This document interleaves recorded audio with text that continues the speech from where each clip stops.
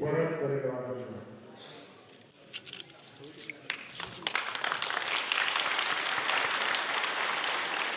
যে স্বাধীনতা পেয়েছে 2018 সালে সেই স্বাধীনতাকে অক্ষুণ্ণ রেখে আগামী দিনের জন্য তৈরি থাকুন। আমাদের সুচিত্রা দিদি নতুন সিম্পল লেডি মহিলা, ওনাকে প্রার্থী করা হয়েছে। আর আমি এখন আপনাদের সঙ্গে কথাবার্তা বলবো। আমার পূর্ণ বিশ্বাস যে আপনারা সবাই একজোটে আমার সুচিত্রা দিদিকে জিতিয়ে এবং আমবাসা থেকে আরেকটি পদ্মফুল আরেকবার বিধানসভাতে নিশ্চিত করা